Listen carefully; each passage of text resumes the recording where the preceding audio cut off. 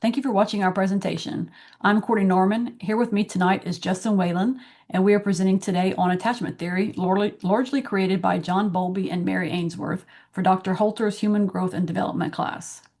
Over the next 15 to 20 minutes, we'll discuss how the theory originated and how it has developed, how it applies to understanding our clients, and most importantly, how we can implement it in our own practice to better serve them. Here's a quick roadmap of our agenda today. To begin, we'll talk a bit about the founders, Bowlby and Ainsworth, then move into the theory's core concepts and how it's developed over time. Justin will take over and discuss how we as clinicians can implement the theory in practice, particularly utilizing psychodynamic techniques and differentiated between developmental stages. Then he'll close with a discussion of cultural humility and what we have learned from ourselves from making this presentation. So, what is attachment theory? Essentially, it explains how our early relationships with parents or caregivers shape our sense of self and others, our emotional functioning, our nervous systems, and responses to stress, trauma, as well as affecting our relationship patterns, consciously and unconsciously, potentially throughout our lives. John Bowlby proposed that attachment relationships are necessary for our survival and that infants instinctively seek to create attachments with trusted caregivers beyond simple food and shelter. Attentive caregivers who respond consistently to infants and children will help them develop a sense of safety, security, from which they can explore and learn about the world.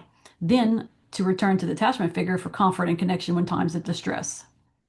Children learn from this process what Bowlby called internal working models, which shape expectations regarding oneself, others, and how relationships should work. Researchers today recognize this process doesn't end in childhood, but continues across the lifespan and applies to romantic relationships, close friends, parenting styles, and emotional well-being throughout a person's entire life. For clinicians, this gives us an important developmental framework for understanding clients' behavior, emotional life, mental health, and interpersonal functioning. This theory continues evolving through research in areas such as trauma, addiction, neuroscience, human development, and cultural psychology. To really simplify it, to really simplify the theory, one could say attachment theory informs clinicians how clients' early relational patterns and experiences shape their present functioning. It also helps us to understand how a therapeutic relationship, as seen as a form of attachment perspective, could be part of a successful treatment. So let's meet our two founders. We'll start with John Bowlby first. So he was a British psychiatrist and psychoanalyst who lived from 1907 to 1990. He developed his theory to explain why early parental and caregiver relationships are so important to healthy human development. His major contribution was proposing that attachment is a biological survival system, not merely a learned response tied to feeding or dependency, which was, to believe it or not, the dominant way of thinking at the time. Basically, they thought the reason a baby loves its mother is because she is a food source. Bowlby observed through working with juvenile delinquents and children separated from their mothers how early adverse experiences had major lasting effects, which we see holds up very well today within modern research. He also emphasized that a child's emotional development happens within the context of the family relationships, which laid some of the groundwork for what later became family systems theories. He introduced four major concepts that are still widely used today: the attachment behavioral system, the safe haven, the secure base, and the internal working models. We'll expand on these a little bit later, but his lasting contribution was really publishing a three-volume opus that laid out the foundation for decades of research in psychology, counseling, and human development. John Bowlby had an unusual willingness for his time to integrate ideas across fields such as psychoanalysis, evolutionary biology, and studying animal behavior, rather than staying in one academic or professional discipline. Many of us take an integrative stance for granted today in the mental health profession, but he was truly a pioneer. Now we'll turn to Miss Mary Ainsworth. She was another pioneer in the field. She was a developmental psychologist whose research provided the evidence to support Bowlby's theories on attachment. First, she conducted observations of mothers and infants in Uganda and then later on in Baltimore and demonstrated that caregiver sensitivity and responsiveness, sometimes called attunement, influences attachment security, not simply the presence of the caregiver. Based on this work, she developed the strange situation procedure as a standardized laboratory assessment for observing infant caregiver attachment behavior, and through her experiments identified three original attachment patterns: secure, where the child uses the caregiver for comfort; avoidant, where the child will appear outwardly calm but is psychologically stressed underneath; and then anxious, where the child seeks comfort but remains distressed and difficult to soothe even when the caregiver is still present. A fourth pattern called disorganized attachment was identified later by researchers and expanded these original attachment categories. Disorganized attachment is the pattern most associated with trauma and frightening or inconsistent caregiving. Mary Ainsworth's lasting contribution was supporting attachment theory with empirical research, which is one of the reasons why it remains one of the most influential theories in psychology and human development today. And as promised, we're going to expand more on the core concepts for these two built, and then we'll use them for the rest of the presentation. So, attachment behavioral system is the innate motivational system that drives children to seek proximity to an attachment figure during distress. The safe haven describes the comfort function of the attachment relationship, where the caregiver provides protection and emotional regulation during moments of fear, uncertainty, and distress. The secure base describes the exploration function of the most attachment relationship so the child can confidently explore their environment and learn because they know that support is available when needed. Internal working models are the mental representations of those repeated caregiving experiences that expectations about oneself, others, and relationships. The good news is that while these early experiences and patterns are extremely powerful, they are absolutely not fixed for life. Attachment wounds can be healed through supportive relationships, corrective emotional experiences, and psychotherapy itself. And now I will hand the presentation over to Justin to continue. All right. Thank you, Courtney. So an overview of how attachment theory developed from its origination until today. It essentially happened in three waves, and they progressed and directly built upon one another. It began with the theory and then progressed to testing, and now it's integrating it with new science and research.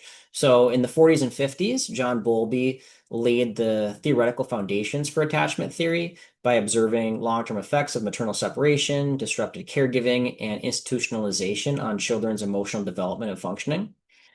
And based on his observations, he proposed that attachment is an evolutionary survival system, and he integrated work from several disciplines into one coherent framework, as we discussed.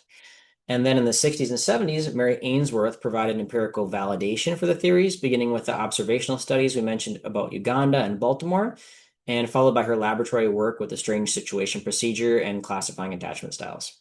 Today's understanding of attachment has expanded on this work and understands that attachment needs shift throughout life from parents in early childhood towards peers and then romantic partners in adulthood. We also know that attachment patterns can shift and work in both directions. A 2025 study found that changes in a mother's attachment and anxiety were associated with adolescents' attachment avoidance, illustrating how this might work within a family system. Basically, as mothers got more anxious, adolescents increased their avoidance behavior and withdrew.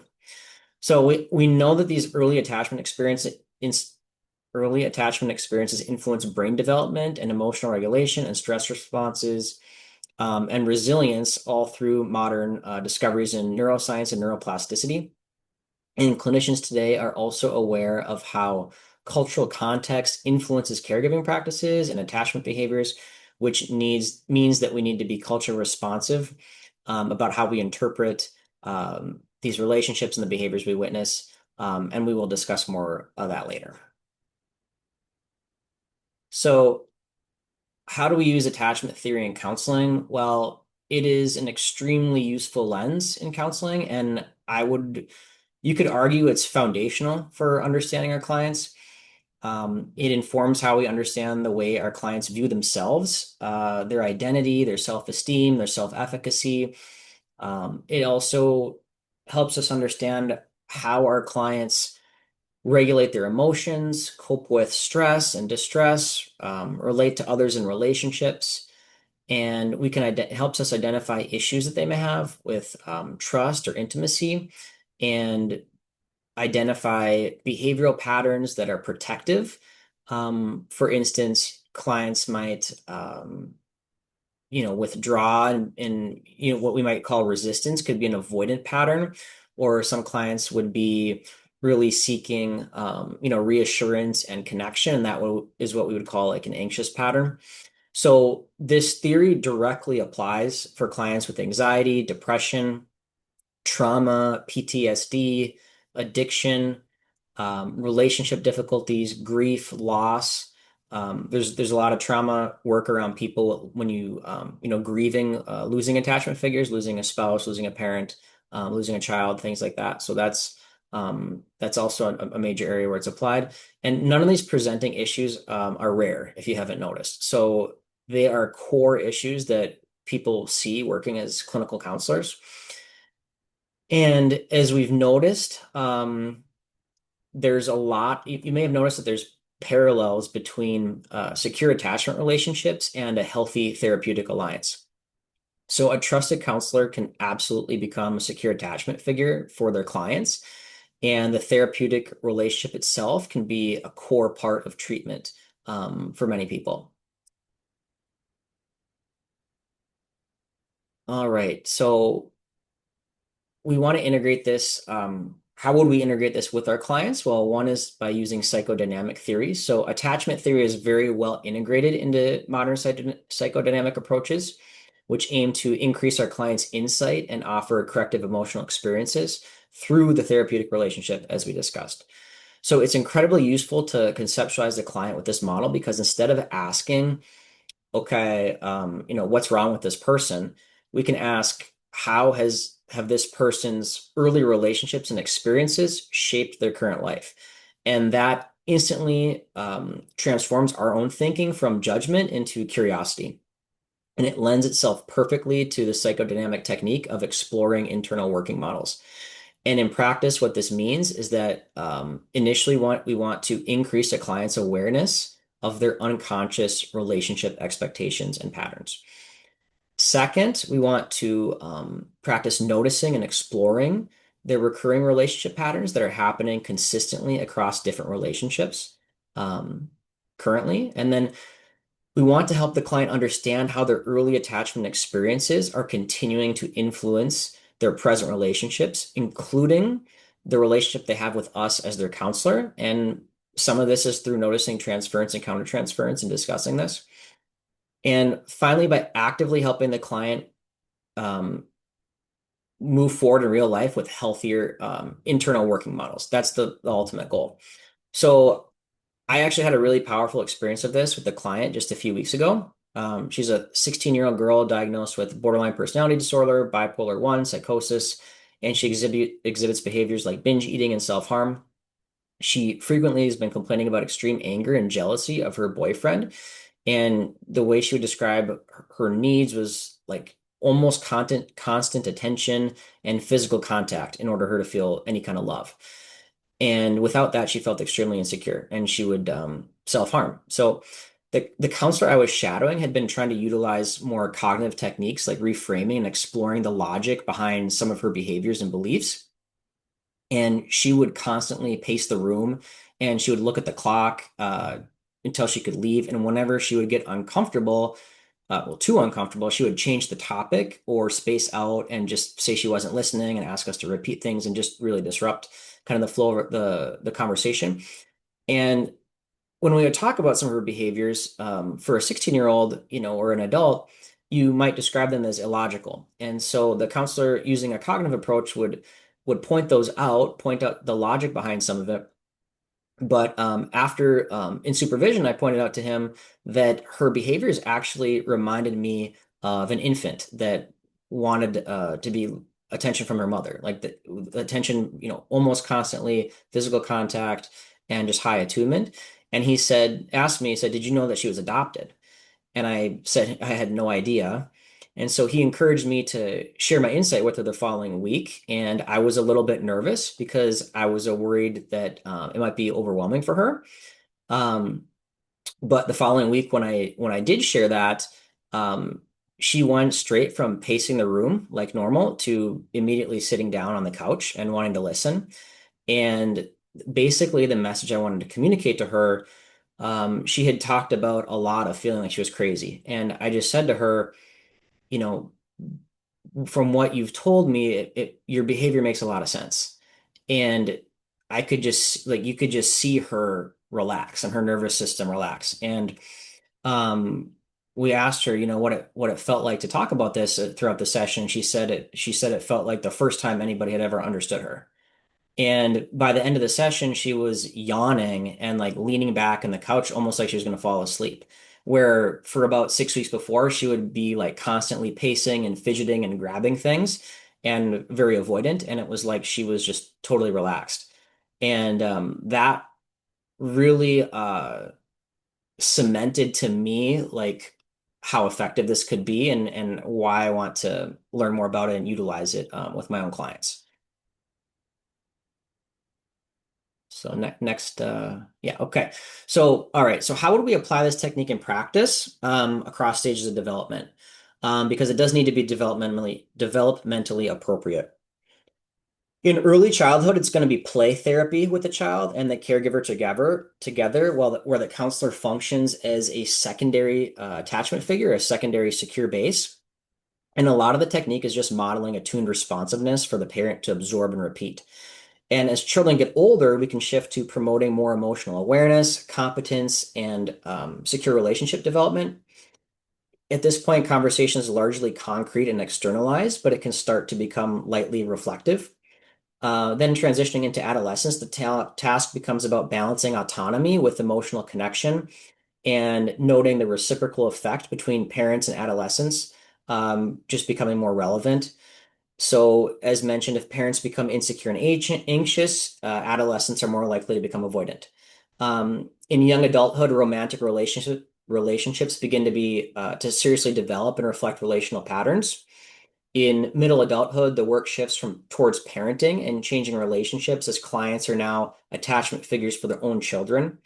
And in older adulthood, attachment continues supporting resilience, caregiving, and overall well-being. It also applies to processing grief and loss as close attachment figures pass away. So, clinically speaking, while the approach varies with clients depending on age, the goal is the same. And the therapeutic relationship itself provides the secure base that supports the emotional regulation, insight, and the potential for healthier relationships for our clients with people outside of the therapy room. So, this aligns with research that also shows consistently how important the therapeutic reliance is for predicting client outcomes, regardless of other factors. All right. Now, how do we apply this attachment theory with cultural humility? So we can't end here without discussing that, and it should be integrated into attachment theory. It's important to note that much of the research occurred in structured Western laboratory samples, where mothers are the primary caregivers for infants, and the setting is not natural. So these don't apply universally to the same extent all over the world.